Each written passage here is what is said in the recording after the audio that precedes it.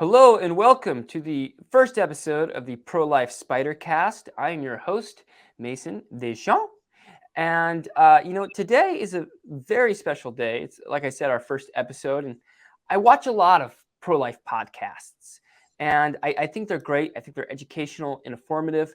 But I wanted to take a different approach with my podcast. And growing up, I always loved hearing stories, whether they were about hunting or, sitting around the campfire in Yosemite and hearing the stories about people's climbing adventures. And as I joined the pro-life movement, I just sort of noticed that within it, there are so many stories that people just don't get to hear. And these are stories of conviction. And I think it goes back to the parable of the talents, right? And it's this idea that faith and conviction can multiply. And so that's what I really hope that this podcast does. I hope you, as the listener, can hear these stories and be inspired to go out and join the pro-life movement and really make a difference. I think so often, pro-lifers preach to the choir. And they talk about being pro-life so often that it just becomes these sort of buzzwords. And we forget just how desperate and just how dire the situation that we are in right now is. And when you really think about what is happening right now, you can suddenly realize the reality is that we are in a Holocaust at this moment, and we have to treat it as such. And so hopefully you can be convicted and be inspired to go out and join this movement. My first guest is a very special guest.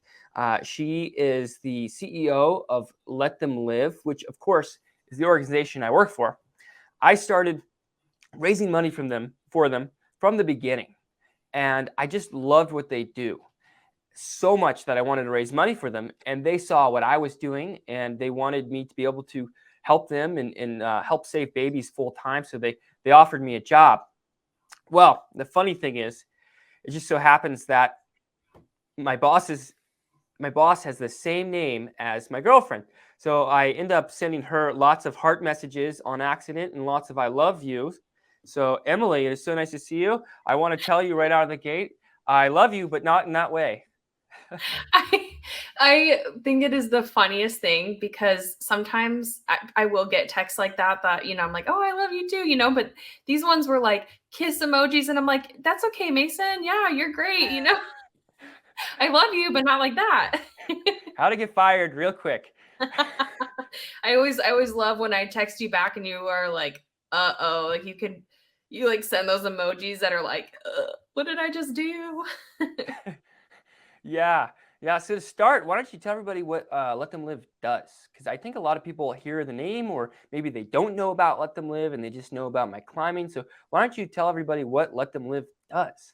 Yeah. So Let Them Live is a nonprofit organization, and we raise money to financially support women in crisis pregnancies. 73% of women in the United States have abortions because of financial burden.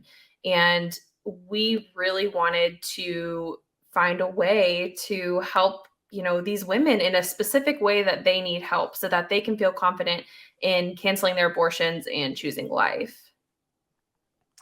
Wow. Yes. That is why I love them so much. It's one of those things like, I feel like when I climb and I raise money for these women, you can sort of see the fruit of your labor. It's not just going to some blanket fund. It's going to a specific mom, and you can see Right. the specific effect of what happens when you go out of your way to give and love your neighbor. And I think that's awesome. But you have a very cool story, and that's why I wanted to have you on today. I wanted you to tell your story. So I guess my first question is the way I've heard this, you were going to medical school or trying to go to medical school, and then somehow you got involved in the pro-life movement. How did that happen? Yeah, the time around we started Let Them Live is like super messy, and it's actually funny that it's that way because I was honestly really fighting this calling that I had to start Let Them Live. Like I was seriously pushing against it. So to back up, essentially my whole life, I wanted to be a veterinarian. So once I got to college, I like had planned on that. I have my degree in biology. And I always grew up pro-life as well. But it was when I was in college, I think my junior year, that I kind of randomly realized that abortion was becoming more and more of an issue. And maybe it's because I was on my college campus and people talked about it more, but I knew that I had to be able to defend my beliefs. And so I started researching more. And then the more I researched, the more I read about arguments surrounding abortion, the more I just knew that this is something I had to do. So I, after a lot of thought, decided, okay, abandon ship. Like, I'm not going to be a veterinarian anymore. I'm going to be a pro-life activist. And I remember calling my parents up, who hadn't heard my train of thought before, right? So they're just hearing this for the first time and they are absolutely shocked. Like, what are you doing? Like, how are you going to make money? What, what are you thinking your whole life, that you planned? And I think they were a little bit calmed when I assured them I was going to finish college. Like, I wasn't going to drop out or anything. But eventually what happened was I just fell in love with doing activism. So instead of, I would skip class and then do activism on campus instead. So physics didn't need me, but there needed to be a voice at Colorado State for, the unborn and their mothers. So I became this activist and I didn't know what to do after college. But I actually got an opportunity to go work at the Leadership Institute, which is a nonprofit, and they train conservative and pro-life leaders to, be effective either on campus or just out in the world. And it just seemed like a great fit, like a great transition from college student to activist. And I'm really glad I went, because that's where I met Nathan, my husband, who co-founded Let Them Live with me and runs it with me. And, when we started Let Them Live, we didn't know what the mission was going to be. It started because Nathan said, "Hey, you're pro-life Emily. You should start a nonprofit."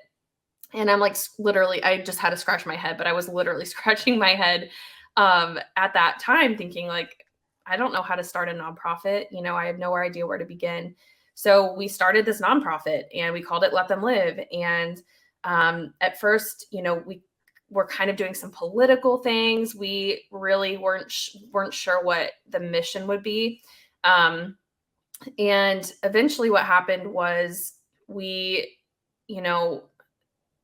were building this nonprofit. It was really difficult. We quit our jobs. We didn't have any money. We were just putting pretty much everything we had into it. And I remember it was, Nathan and I were engaged at this point, and my mom was telling me you shouldn't let your degree go to waste. You have such a beautiful brain. You can do so many things. And then that kind of started to cast doubt on this idea I had of, okay, well, we could do this nonprofit. And so then I started to think about, okay, well, maybe I can be an OBGYN. I could definitely be a pro-life doctor, and that could be a real, I could have an effect. So I started studying for the MCAT, and I took the MCAT 10 days before Nathan's and my wedding. So I did consider going to medical school, and I was going to apply, but all roads just led back to Let Them Live. Every single time I tried something else, God was nope, back to Let Them Live. And I'm really thankful, because 2 months after Nathan and I got married was when we had our first encounter with the first Let Them Live mom, which I can tell you about too. Yeah. Yeah, I think that's really funny, because my brother is in medical school right now, and my parents kind of always suspected that I would be the black sheep and wouldn't go off and be a doctor or a surgeon. But I think I don't know what my parents would do if my brother was like, "I'm dropping out and I'm joining Mason." I think they would have the biggest fit. They might drink more than they already drink already. Should not be good. Yeah, when you climb, that brings me to want a beer. So yeah, me too. Yeah, so why don't you tell us what the first encounter was like? Because I think I remember Nathan telling us the story. You guys were living in an Airstream or something like that, or yeah. How did that go over?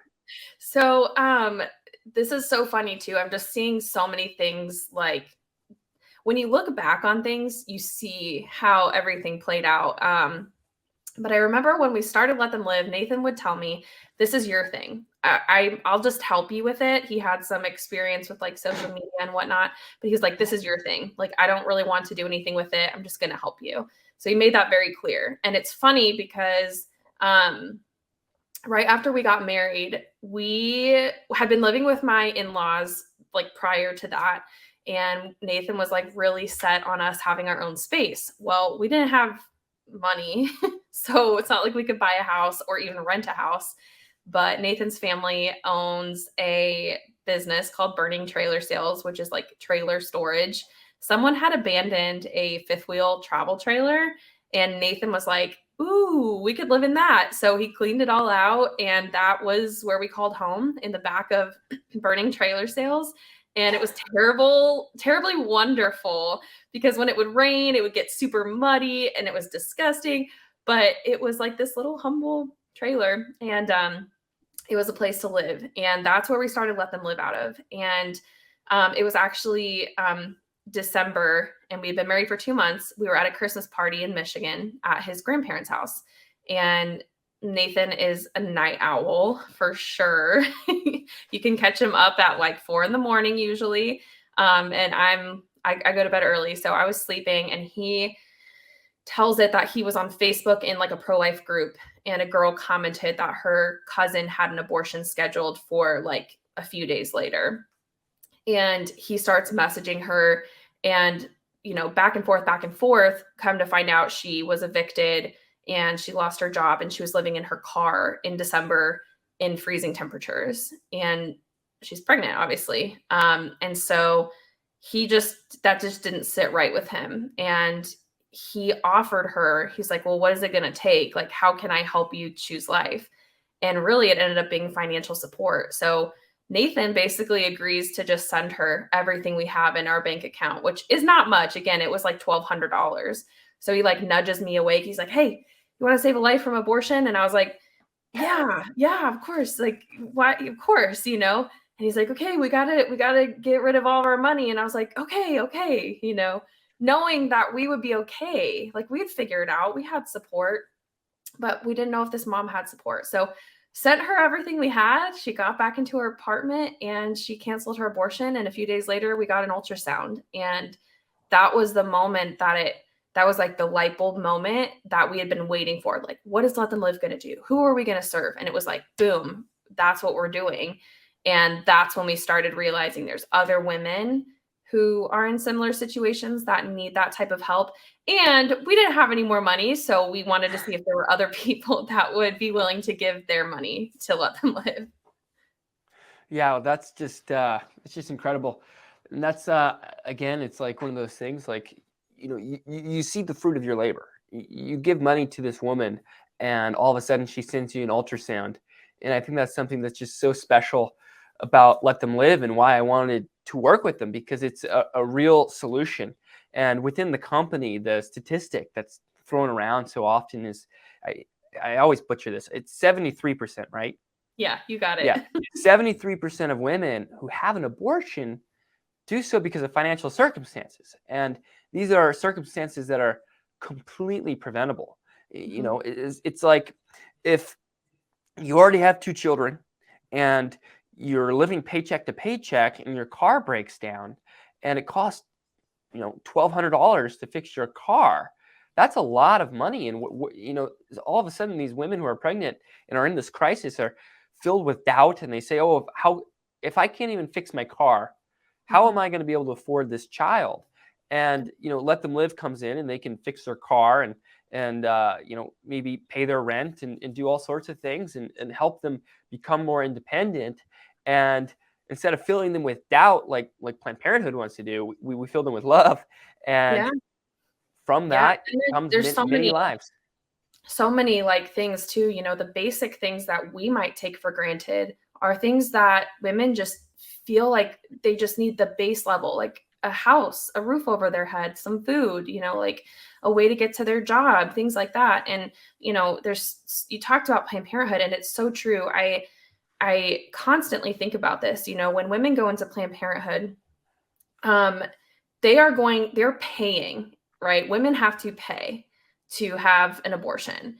when women come to let them live, they don't have to pay anything, right? We are there to help them. We are giving them support. We're paying their bills from people who have generously donated. And so there's a huge difference of just how we treat women that come into us, and we love on them. And the comparisons don't end there. I mean, we've literally, like, we have gone to babies' birthdays, second birthdays. We got a third birthday coming up. A lot of babies have turned 3. Like, we are there for that. And saving a life means that you get to be part of memories for years and years. Whereas if a woman goes into Planned Parenthood, that stops. There's no, let's celebrate a year later. There's nothing to celebrate. And that's just really sad. And I don't know if that's a tangent, but that just made me think about that.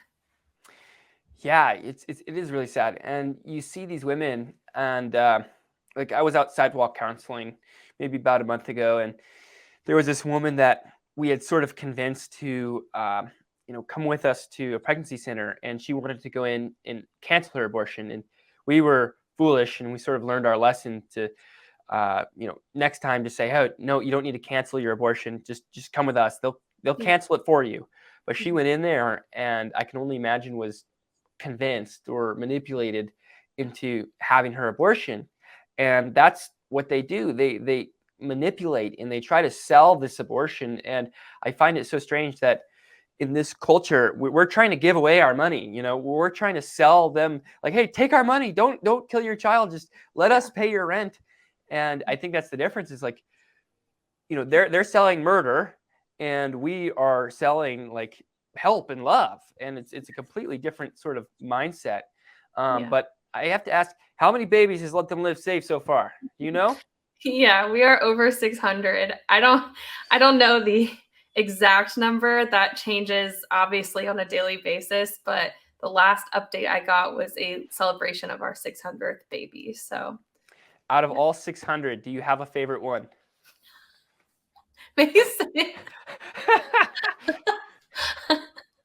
I love them all. I will say that, when Nathan and I started Let Them Live, we were doing all of the counseling and all of that. And so there are moms where I have, like, more of a relationship to, and one specifically that is just always, like, really just a great memory for me is Kiari. He actually turned 3 earlier this month, and I can't believe he's 3. But his mom, Atoria, Nathan and I counseled her directly, and it was really difficult because she had gone back and forth so many times on abortion, and she was just in a really bad place mentally. Physically, she was living in her car. She was planning on having a 2-day abortion, so she was like 20 weeks pregnant. And then she knew that if she had the abortion, she didn't want to live anymore. So she was going to commit suicide. And that was really difficult because Nathan and I were, like, in the trenches with her. So it was a huge victory on the day that her son was born, which was March 2nd, 2020. And she invited us to be there. So we were in the delivery room. We were so he was like the cutest little just thing. And I remember holding him, and, like, I had no words, like, crying my eyes out, because in a 2-day abortion, like, his arms and his legs would have been torn off. Like, he would have been dismembered. And it is just, like, I was literally holding his little hand and looking at his little feet, and just, like, he was this close so many times to being aborted. So that just has, like, tattooed my heart for sure. But there are so many, and just the fact that so many lives are alive, it brings me back. Sometimes I end up getting stuck in some sort of, like, administrative type tasks, but just seeing these babies' faces, like, brings me back to why we do this, and the importance of it. It's not just to save their life or help their moms, but imagine the generations that will exist now. Yeah. Like, how many children will Toria's child have? I think that's amazing, and it's also sort of a sad representation of what happens so often. Is these women are going into the abortion clinic, and they know what they're doing is wrong, but they're just filled with so much doubt. Yeah. And they're manipulated, and people around them tell them it's okay, but they still know it's wrong, and they Right. sort of go in anyways. And it's so cool that Let Them Live's been on, I guess, the forefront of stopping that. And Yeah. sidewalk counselors every Inspirational. day, they're standing outside of Planned Parenthood, and they're handing these women Let Them Live's phone number, Yeah. and it's literally a woman who's going in to have an abortion.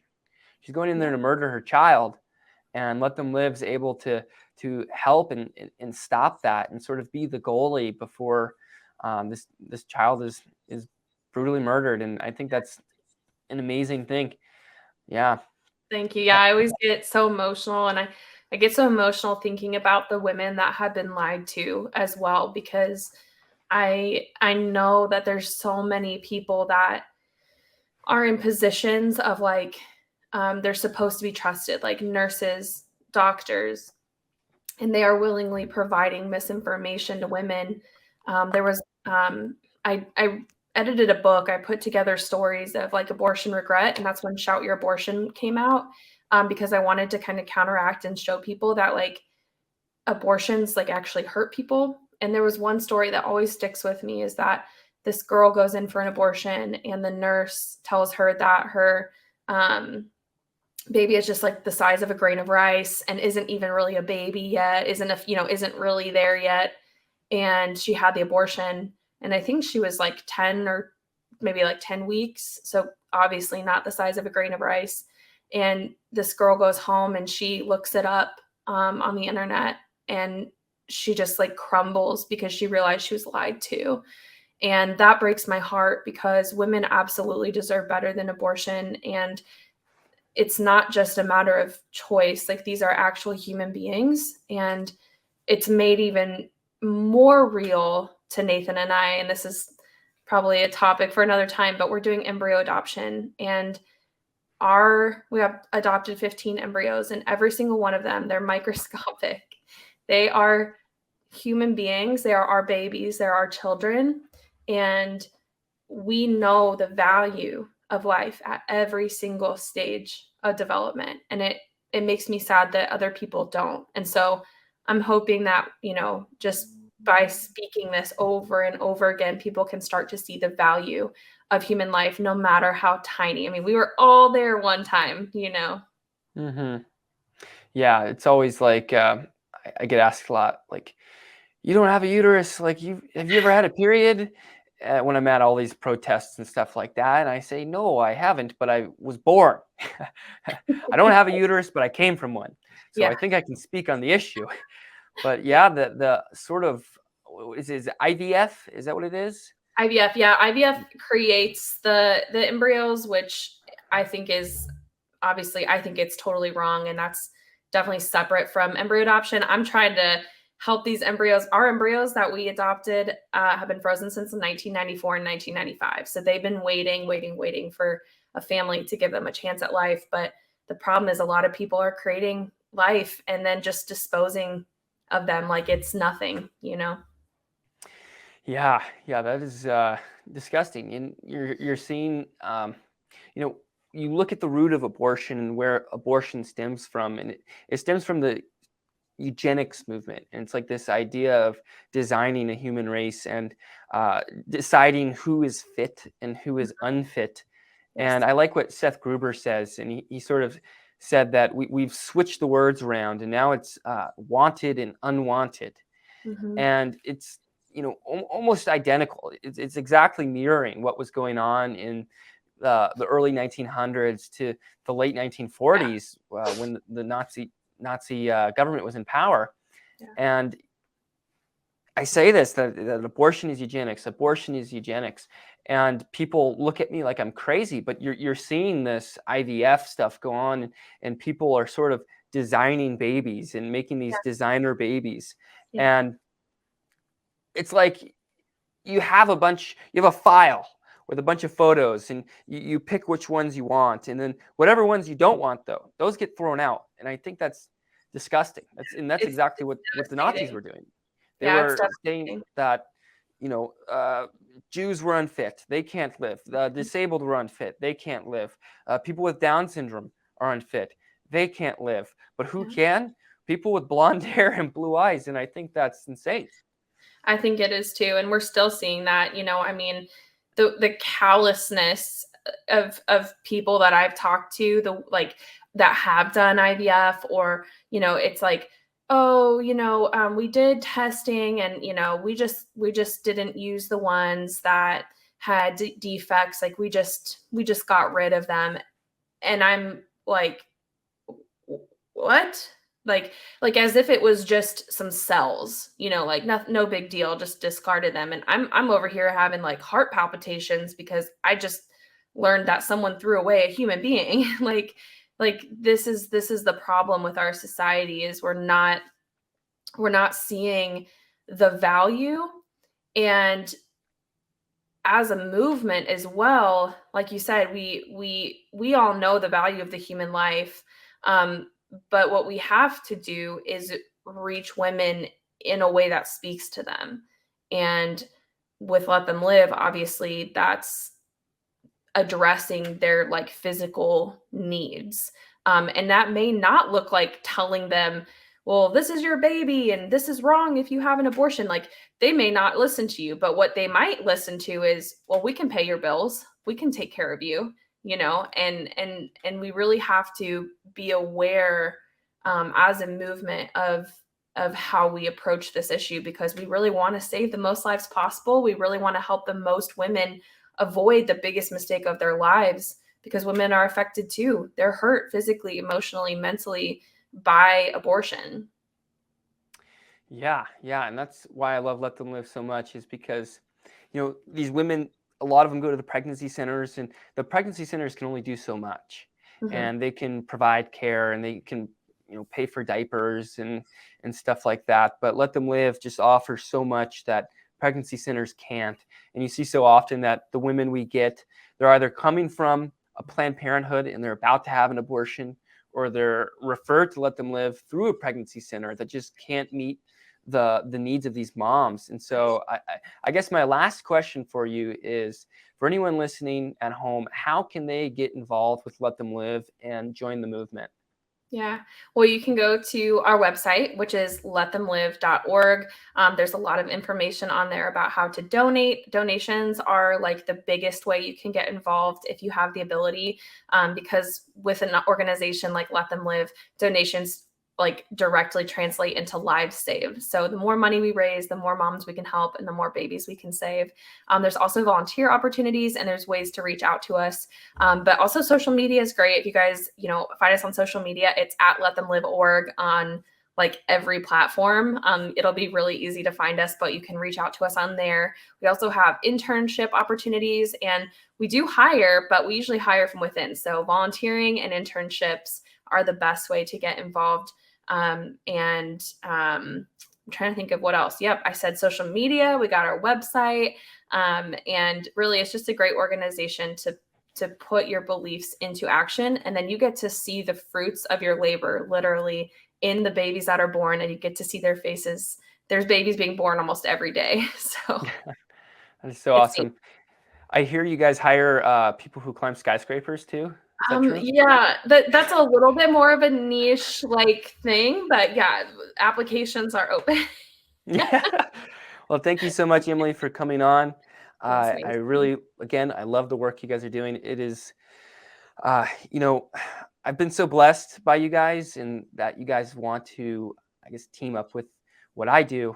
But to be honest, with or without you guys, I'd be climbing skyscrapers for Let Them Live anyways. Yeah, well, Nathan and I talk about it a lot. We appreciate what you do, and I know you've had a lot of backlash from pro-life and pro-choice people, but the reality is that there's nothing more egregious than abortion, and bringing light to that, bringing awareness, bringing conversation, bringing attention to that is the most important thing that we can do. And you're a professional climber, so if that's the way that you decide that you want to raise awareness, like I'm here for it. I get scared, but I'm here for it. Yeah, and I like Let Them Live because you guys were willing to take that sort of risk too. And I see so often in the pro-life movement that you have these large organizations that grow and grow and grow, and they start out doing these sort of risky stuff. And as they grow, the lawyers get involved and they get scared to lose donations. And, Let Them Live, I think, is just so awesome that they believe in this movement, and they believe that in order to save this abortion, we need, or stop abortion, we need to have conviction. And I think that's an amazing thing. And I love seeing the babies that we get to save. And I thank you very much for coming on the podcast. Absolutely. Thanks, Mason. Can't wait to see you on the next building. Yes, I will see you later. Thank you so much. Bye. So as Emily said, if you guys would like to get involved with letthemlive.org, all you got to do is go to letthemlive.org to donate. If you want to volunteer, be sure to contact them. Their email is at the website, or you can call in, and there's tons of volunteering options. But just remember that every dollar you give can help save a child's life. Nothing is too radical in the face of abortion. So keep going out and keep doing things to stop this Holocaust, guys. Thank you very much.